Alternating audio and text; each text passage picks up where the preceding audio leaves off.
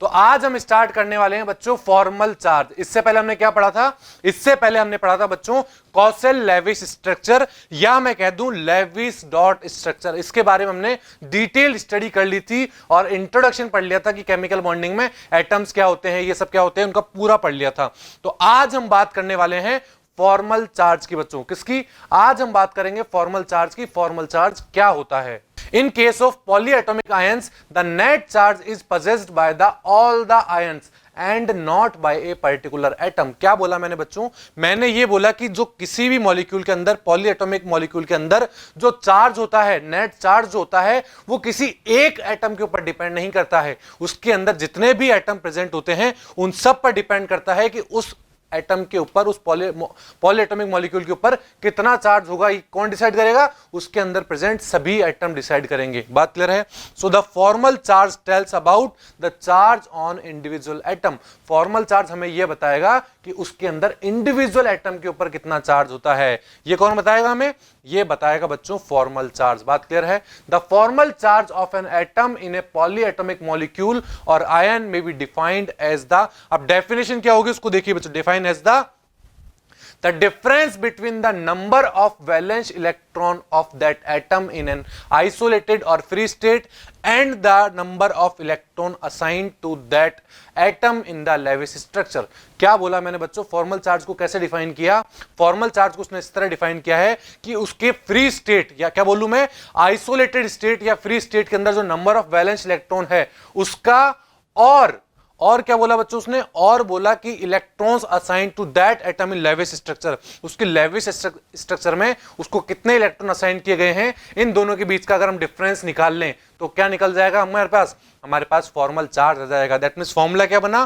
Formula बन गया है formal charge equals to number of valence electron in free state minus number of electron assign to that atom in the Lewis structure. बात clear है? उस definition के हिसाब से यह फॉर्मूला बन चुका है। फॉर एग्जांपल मैं बात करता हूं फ्री स्टेट ऑफ कार्बन की। कार्बन की फ्री स्टेट में बच्चों कितने वैलेंस इलेक्ट्रॉन होते हैं बताइए? कार्बन की फ्री स्टेट में 4 वैलेंस इलेक्ट्रॉन होते हैं बच्चों। बिल्कुल, कितने होते हैं?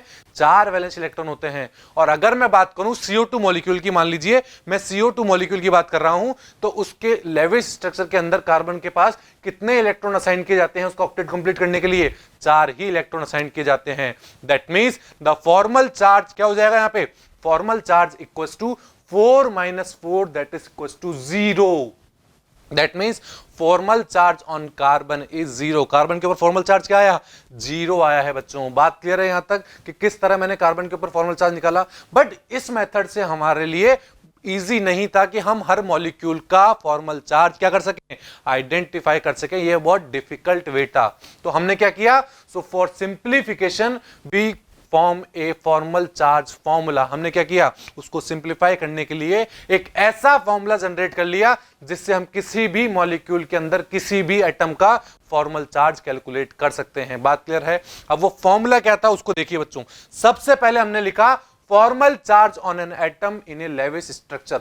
अगर हमें किसी भी एटम के ऊपर, लेविस स्ट्रक्चर की किसी भी स्ट्रक्चर के अंदर हमें किसी भी एटम के ऊपर फॉर्मल चार्ज निकालना है तो फॉर्मूला क्या होगा? ये हो गया हमारा फॉर्मल चार्ज इक्वल्स टू, अब क्या होगा? सबसे पहले क्या करना है? Total number of valence electron in the free atom. सबसे पहले क्या करना है बच्चों? उसके total number of valence electron लिख देंगे हम। किसमें? फ्री एटम में, या फिर मैं बोल दूं आइसोलेटेड स्टेट में जब कोई एटम होगा उसके टोटल वैलेंस इलेक्ट्रॉन लिख देंगे। बात क्लियर है?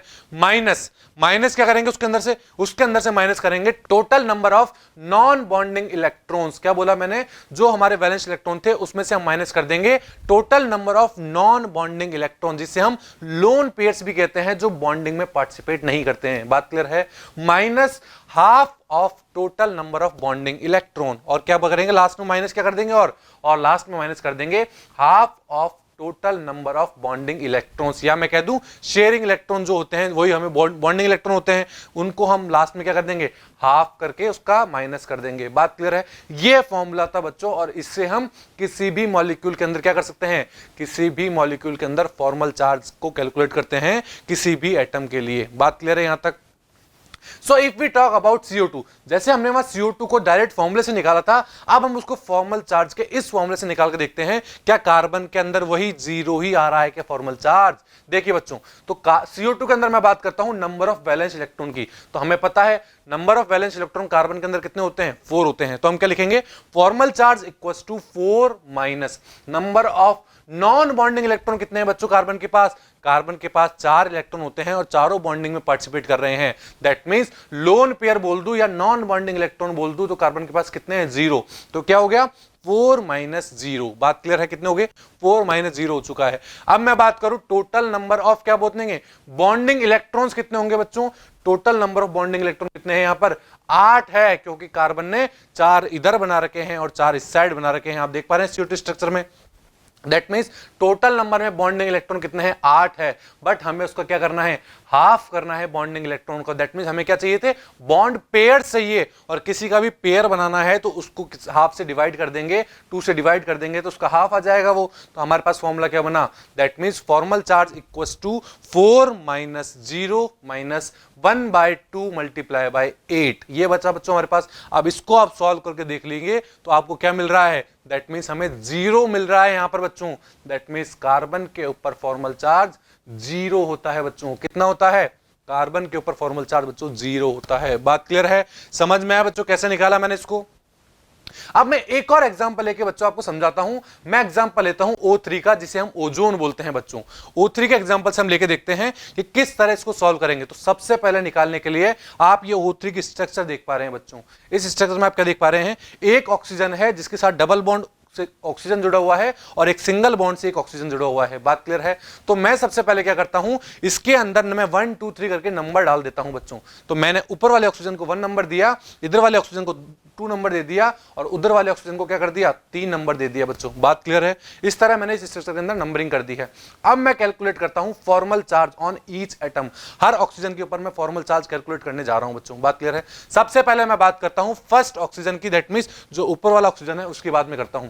तो फर्स्ट ऑक्सीजन में आप सभी को पता है ऑक्सीजन के अंदर वैलेंस इलेक्ट्रॉन कितने होते हैं, 6 होते हैं। तो क्या लिखेंगे, formal charge equals to 6 minus लिख दिया। उसके बाद number of non bonding electron, non bonding electron मतलब लोन पेयर। तो ऊपर वाले ऑक्सीजन के पास आप कितने लोन पेयर देख पा रहे हैं बच्चों, बताइए। ऊपर वाले ऑक्सीजन के पास कितने लोन पेयर है, ऊपर वाले ऑक्सीजन के पास 2 लोन पेयर है बच्चों। कितने लोन पेयर है, 2 लोन पेयर है ऊपर वाले ऑक्सीजन के पास। और ऊपर वाले ऑक्सीजन के पास 2 लोन पेयर है तो नॉन बॉन्डिंग में कितने आ जाएंगे, 2 ही आ जाएगा। नहीं आएगा, नहीं आएगा, बिल्कुल बच्चों। तो इसके अंदर हम फॉर्मल चार्ज कैसे कैलकुलेट करेंगे, तो सबसे पहले मैं बात करता हूं फर्स्ट ऑक्सीजन एटम की। तो क्या हो जाएगा, formal charge equals to, oxygen के अंदर कितने वैलेंस इलेक्ट्रॉन होते हैं, 6 वैलेंस इलेक्ट्रॉन होते हैं। तो 6 माइनस, अब इसके अंदर सबसे पहले क्या देखने हैं हमको, नॉन बॉन्डिंग इलेक्ट्रॉन्स देखने हैं बच्चों। तो ऊपर वाले ऑक्सीजन के पास आप क्या देख पा रहे हैं कि 2 नॉन बॉन्डिंग इलेक्ट्रॉन प्रेजेंट है। कितने प्रेजेंट हैं, 2 प्रेजेंट है। और नॉन बॉन्डिंग इलेक्ट्रॉन जितने हैं वैसे के वैसे ही लिख देंगे। तो क्या हो जाएगा, 6 माइनस 2 हो जाएगा। बात क्लियर है यहां तक। फिर हम माइनस लगा देंगे एक और।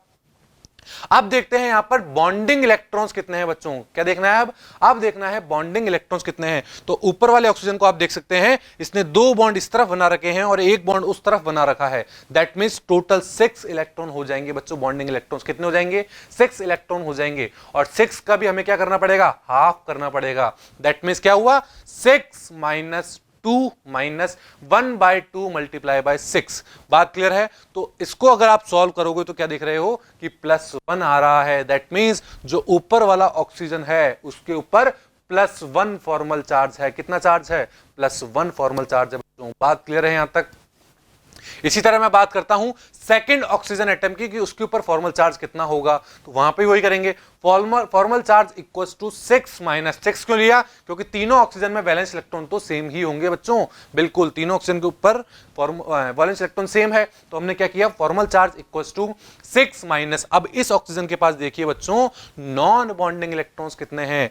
इस वाले ऑक्सीजन के पास नॉन बॉन्डिंग इलेक्ट्रॉन 4 है बच्चों। बिल्कुल, इसने अगर 2 बॉन्ड वहां बना रखे हैं तो यहां पर कितने होंगे, 4 होंगे, तो हम क्या लिख देंगे 6 - 4 लिख देंगे बच्चों। बात क्लियर है। अब मैं बात करूं बॉन्डिंग इलेक्ट्रॉन्स की, तो ये वाला ऑक्सीजन केवल और केवल डबल बॉन्ड से जुड़ा हुआ है, तो वहां बॉन्डिंग इलेक्ट्रॉन कितने हो जाएंगे 4 हो जाएंगे, और उसका भी हाफ लेना है हमें, तो हम 1/2 × 4 लिख देंगे लास्ट में। बात क्लियर है। और इसको अगर आप सॉल्व करोगे तो सॉल्व करने पे आप क्या देख पा रहे हो कि यहां पर आंसर 0 आ रहा है बच्चों। कितना आ रहा है 0 आंसर आ रहा है। दैट मींस इस वाले ऑक्सीजन के ऊपर कोई चार्ज नहीं होगा, वो न्यूट्रल होगा बच्चों। बात क्लियर है। इसी तरह मैं बात करूं उधर वाले ऑक्सीजन की, थर्ड नंबर ऑक्सीजन की, तो उस पे फॉर्मल चार्ज कैसे कैलकुलेट करेंगे हम बताइए। अगर मैं थर्ड ऑक्सीजन की बात करता हूं तो सबसे पहले लिखेंगे formal charge equals to valence electron जो कि कितने हैं 6 हैं, तो 6 माइनस, अब मैं बात करूं उसके पास नॉन बॉन्डिंग इलेक्ट्रॉन कितने हैं, आप देख पा रहे हैं उस ऑक्सीजन के पास 3 क्या है 3 लोन पेयर है। That means non bonding electron कितने हो जाएंगे, अगर 3 लोन पेयर है तो उसके डबल इलेक्ट्रॉन्स हो जाएंगे। That means 6 non bonding electron है। बात क्लियर है। बात क्लियर है यहां तक बच्चों। और अगर मैं बात करूं बॉन्डिंग इलेक्ट्रॉन्स की, तो उस ऑक्सीजन ने केवल और केवल एक ही बॉन्ड बना रखा है, और एक ही बॉन्ड बना रखा है इसका मतलब क्या हो जाएगा, उसके पास 2 ही बॉन्डिंग इलेक्ट्रॉन है, और उसको हाफ करके लेना है, तो क्या हो जाएगा formula, formal charge equals to 6 - 6 - 1/2 और मल्टीप्लाई बाय 2। तो इसका सॉल्व करेंगे तो बच्चों क्या आंसर आ रहा है, आप देख पा रहे हैं इसको सॉल्व करने पे बच्चों आंसर -1 आ रहा है। दैट मींस इस वाले ऑक्सीजन के ऊपर क्या चार्ज होगा, माइनस चार्ज आएगा। बात क्लियर है। माइनस फॉर्मल चार्ज हो जाएगा -1। बात क्लियर है। तो इस ओजोन को हम कैसे रिप्रेजेंट कर सकते हैं, ऊपर वाले ऑक्सीजन था जो फर्स्ट नंबर ऑक्सीजन था उस पे +1 चार्ज लगा के, और थर्ड वाला जो ऑक्सीजन दिखाई दे रहा है आपको उसके ऊपर हम -1 चार्ज लगा देंगे, तो इसका ये प्रॉपर स्ट्रक्चर बन जाएगा। बात क्लियर है। समझ में आया बच्चों आपको कि किस तरह हमने फॉर्मल चार्ज निकाला ओजोन के अंदर। इसी तरह हम किसी भी मॉलिक्यूल के अंदर बिल्कुल इसी पैटर्न के हिसाब से क्या निकाल सकते हैं, फॉर्मल चार्ज निकाल सकते हैं बच्चों। बात क्लियर है। So now there is a question. अब एक क्वेश्चन आता है बच्चों, why we learn about formal charge. हमने फॉर्मल चार्ज क्यों पढ़ा, इसकी क्या जरूरत पड़ी, क्या सिग्निफिकेंस था फॉर्मल चार्ज का। So when we studied the Lewis structure we see that there are many molecules which contain a more than one Lewis structure like CO3 - 2। जब लेविस स्ट्रक्चर पढ़ रहे थे तो वहां हमने देखा कि कई एटम ऐसे होते हैं, कई मॉलिक्यूल ऐसे होते हैं जो एक से ज्यादा स्ट्रक्चर रखते हैं। जैसे हम अगर मैं बात करूं CO3 - 2 की, तो ये आप CO3 - 2 की 3 स्ट्रक्चर देख पा रहे हैं। दैट मींस यहां पर अलग अलग तरीके की क्या प्रेजेंट है, लेविस स्ट्रक्चर प्रेजेंट है। दैट बात क्लियर है। अब मैं बात करूं इन तीनों में से सबसे ज्यादा स्टेबल स्ट्रक्चर कौन सी होगी मेरी बच्चों, तो उसका पता कैसे लगाया जाता है, इसका पता ऐसे लगाया जाता है जिसके अंदर सबसे कम एनर्जी होगी, लोवेस्ट एनर्जी होगी, वो स्ट्रक्चर मेरी इन तीनों में से क्या होगी, सबसे ज्यादा स्टेबल होगी। और सबसे कम एनर्जी वाली स्ट्रक्चर कौन सी होती है बच्चों, सबसे कम एनर्जी वाली स्ट्रक्चर मेरी वो स्ट्रक्चर होती है जिसके अंदर फॉर्मल चार्ज स्मॉलेस्ट होता है। क्या बोला मैंने, जिस स्ट्रक्चर के अंदर फॉर्मल चार्ज स्मॉलेस्ट होता है उसकी एनर्जी क्या होती है, सबसे कम होती है, और एनर्जी कम होगी दैट मींस वो स्ट्रक्चर मेरी मोर स्टेबल होगी बच्चों। बात क्लियर है। समझ में आया हमने फॉर्मल चार्ज क्यों पढ़ा, क्योंकि कई आइटम ऐसे थे मेरे जिनके अंदर बहुत सारी लेविस स्ट्रक्चर पॉसिबल है, और बहुत सारी लेविस स्ट्रक्चर पॉसिबल है इसका मतलब उसके अंदर से सबसे स्टेबल स्ट्रक्चर को ढूंढने के लिए हमने फॉर्मल चार्ज की बात करी है बच्चों। बात क्लियर है यहां तक कि किस तरह फॉर्मल चार्ज कैलकुलेट किया हमने। तो ये सब था बच्चों फॉर्मल चार्ज के बारे में। आई होप आप सबको समझ में आया होगा। Thank you.